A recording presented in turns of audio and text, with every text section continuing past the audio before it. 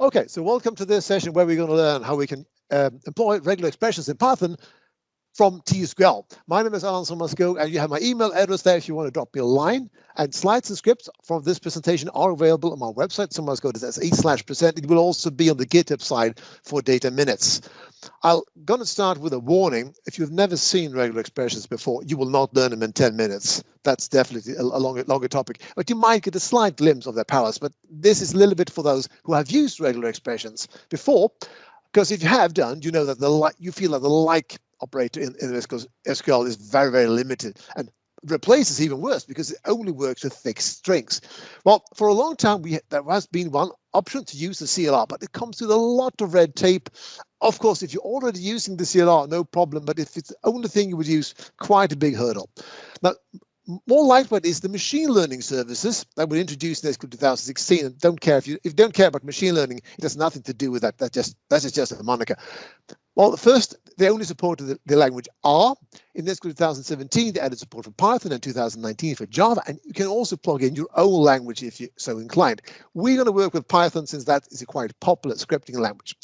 To be able to use Python from SQL Server, you should be aware of that is an optional install. So when you run the wizard, you should check here, Machine Learning Services, Python, and you can add this afterwards if you did not do so initially.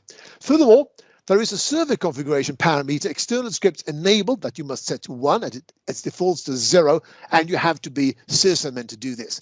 And finally, the user who's running the whole thing needs to have the permission execute external script. The way you start Python script is to call the stop procedure execute external script. However, that procedure does not run the Python script. No, it passes the whole thing to the so-called launchpad process, which is a separate process from SQL Server. So the Python script cannot meddle anywhere in this SQL Server process space, so it's much more secure from the CLR in that regard. Also, the launchpad process, by default, is very much locked down in the operating system. So let's now look at an example. To the left here, we have a table with a comma-separated list, which are a bit messy because sometimes there is no space at all after the comma. Sometimes there are double spaces, and yeah, sometimes there are double commas. What we want is this. We want one single space after each comma, and if there is a double comma, okay, we only want a space after the second comma.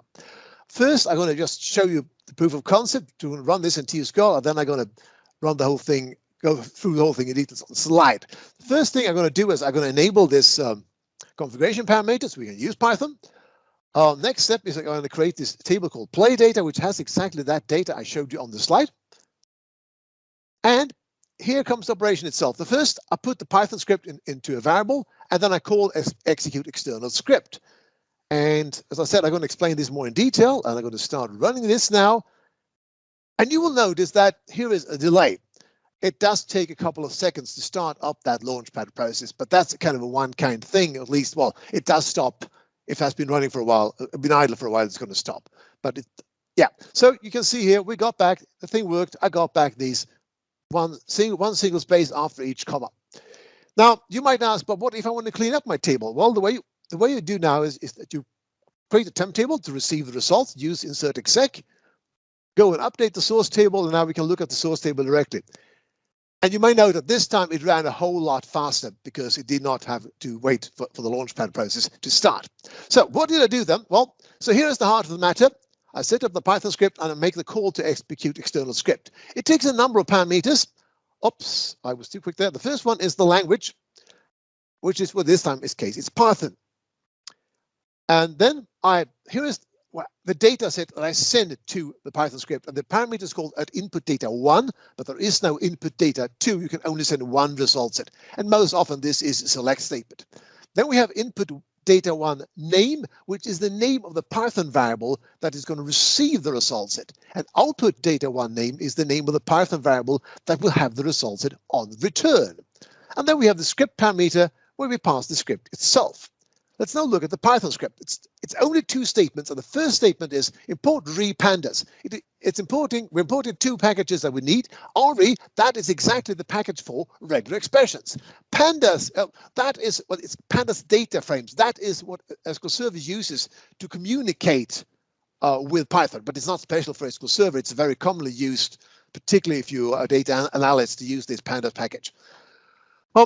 The next statement is split up over 3 lines, and the first part and the last part of it, well, you can consider that to be Python pandas mumbo jumbo. because you can reuse, if all you want to do is to run regular expressions with find replace, you can use this the same thing every time. But I like to point out the data you see there, that is the data you define there. And that data, well, that is the output variable. And the txt, that is a so-called dictionary string key array, well, that is the column name you had in your queries. Those will change. Then we have the call to read.sub. That is the method that performs the find replace. It takes 3 parameters, and the last one is the Python variable to operate on. And we define this one down here in this so-called it's called a list aggregation, I think, or no, list comprehension. That is the name to use. But so that's also one thing you keep. Then we have the real interesting part. The regular expression we're looking for is a comma, followed by 0 more white space, and then a word character that is either a letter or a digit. And we're going to replace this with a comma, a single space, and \1. No, we're not going to put in the \1. That one maps back to the grouping here, which we have through these parentheses. That is that word character that we found. We want to put that one back. And finally, beware these R that stands before the strings. They are important. That means in Python parlance, it's a raw string. It's akin to putting an @ sign before it in C#.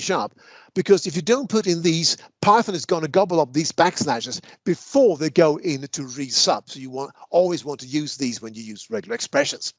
We're going to look at one more example where we're going to pass the regular expression, look for as a pattern, as a parameter into the Python script. In this case, we have a table with the titles, or rather names with titles or suffixes on Big Business Incorporated, Mary Jones Senior, etc. And we want only Big Business, Mary Jones, etc. And we do have a table with the titles to remove, but we have to be careful. Let's say DR. We don't want to remove the DR in English drinks.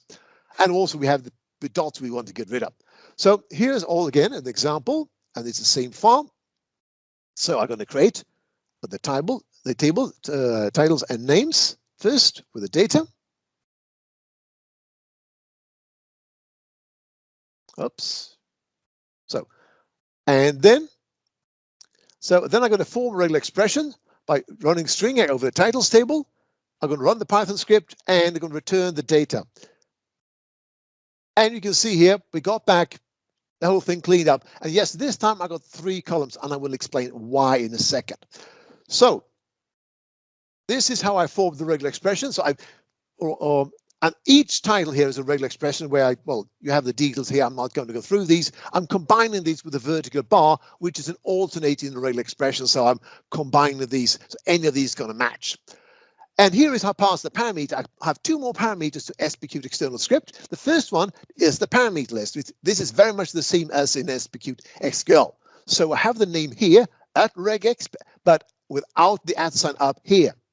And then I pass the actual variable down here. And these 2 params and regex must come at the end of the call. You can't put them in the middle. 2 more things here to call out. By default, the resub is case sensitive. So if you want it to be case insensitive, you need to pass this flags parameter here to say you want that. And this is how I achieved that 3rd column. I simply used a new name in my dictionary. So I got back 3 columns and I got back full name as it was originally. So that was all I had to say. My name is Erland Sommarskog. You have my email address here. Slides and scripts are again on my website. There are 2 more examples in that script that I might have shown if I had more time, but I did not. And here are links to the SQL docs where you can learn about execute external script, get started with these. This link goes to the RA package for Python, so you can learn how regular expression works in Python. It's quite similar to most engines, but there are probably some subtle differences. And if you want to know everything, here's a link to pandas. I only glanced at that page myself. So thank you very much, and hope you enjoy the rest of the data minutes.